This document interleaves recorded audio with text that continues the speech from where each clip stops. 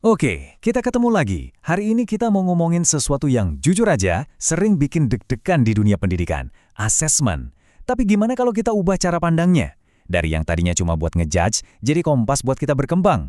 Yuk kita bedah bareng 3 pilar utamanya. Coba deh, kalau dengar kata asesmen, apa sih yang langsung kepikiran? Ujian akhir yang bikin stres? Atau rapor yang isinya cuma angka-angka? Rasanya kayak vonis final ya. Tapi, apa benar asesmen cuma sebatas itu? Ternyata ceritanya jauh lebih dalam dari yang kita kira. Biar gampang, gini deh, bayangin aja proses belajar itu kayak ikut lomba lari. Lewat analogi simpel ini, kita bakal lihat gimana tiap jenis asesmen punya peran yang unik banget dari pas di garis start sampai kita nyentuh garis finish. Kita mulai dari yang paling kita kenal ya, momen penentuan. Pas di garis finish. Nah, ini pilar yang pertama. Namanya adalah Assessment of Learning. Coba perhatiin kata kuncinya, of, atau penilaian tentang hasil belajar. Ini tuh kayak foto hasil akhir, jepret. Sebuah laporan final tentang apa yang udah dicapai sama siswa. Nah, balik lagi ke analogi lari tadi. Ini tuh momen pas kita semua ngeliatin papan skor setelah lombanya kelar. Siapa juaranya, catatan waktunya berapa, asesmen ini sifatnya sumatif, maksudnya ya dilakuinnya setelah proses belajarnya selesai. Udah titik, fokusnya murni ke hasil akhir. Contohnya ya ujian semester, atau nilai di raport itu. Jadi, pertanyaan paling dasar yang mau dijawab sama asesmen tipe ini tuh simple. Sampai sekarang, siswa ini udah bisa apa aja sih? Fokusnya tuh ke belakang, ngelihat apa yang udah dicapai, apa yang udah lewat. Oke, dari garis finish, sekarang kita mundur sedikit. Yuk kita intip pas lagi di tengah-tengah sesi latihan. Disinilah pilar kedua ini berperan penting. Yang kedua ini namanya Assessment for Learning. Nah, sekarang kata kuncinya ganti jadi for, atau penilaian untuk pembelajaran. Ini bukan soal ngasih vonis, tapi justru soal ngasih bimbingan di tengah jalan. Tujuannya bukan menghakimi, tapi memperbaiki. Bayangin deh, ada pelatih di pinggir lapangan yang teriak, atur nafasnya, atau ayo postur larinya benerin. Nah, itu dia assessment for learning. Sifatnya formatif, artinya kejadiannya itu ya selama proses belajar, bukan di akhir. Fokusnya itu umpan balik yang langsung bisa dipakai buat perbaikan. Kayak kuis-kuis singkat atau catatan guru di draft tugas.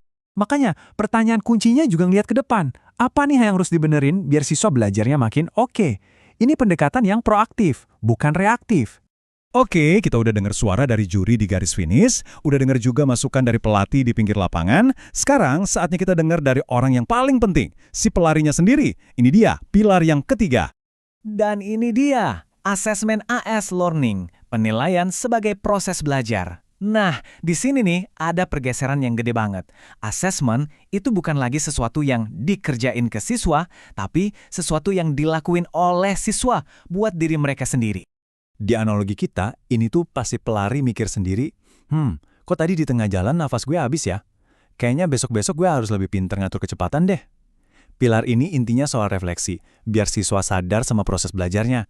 Siswalah yang jadi pelatih buat dirinya sendiri, misalnya lewat jurnal belajar atau penilaian diri pakai rubrik. Pertanyaannya pun jadi personal banget, datang dari si siswa itu sendiri. Oke, gue udah belajar apa aja ya? Terus gimana caranya biar ke depannya gue bisa belajar lebih jago lagi? Nah, ini nih inti dari metakognisi, kemampuan kita mikirin cara kita mikir dan belajar. Oke, 3 pilar udah kita bedah satu-satu. Sekarang, yuk kita rangkai semuanya. Kita lihat gimana ketiganya ini bisa jadi satu sistem penilaian yang utuh dan kuat.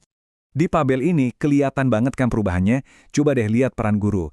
Dari yang tadinya cuma jadi penilai, terus bergeser jadi pembimbing, sampai akhirnya jadi fasilitator.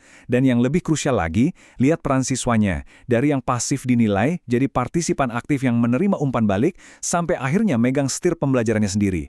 Wah, ini bukan cuma ganti cara, tapi ganti mindset total. Pergeseran paling drastis itu ya pas kita bandingin antara off-learning sama as-learning. Beda banget. Ini adalah perubahan filosofi yang mendasar. Dari yang cuma ngukur siswa tahu apa, jadi memberdayakan siswa supaya tahu cara belajar. Nah, inilah inti dari semuanya. Kalau ketiganya seimbang, asesmen itu bukan lagi jadi momok yang ditakutin. Sebaliknya, asesmen justru jadi alat, jadi kompas yang ngebimbing kita semua buat terus bertumbuh dalam perjalanan belajar. Dan pertanyaan terakhir ini sebetulnya buat kita semua. Gak peduli kita guru, orang tua, atau bahkan siswa.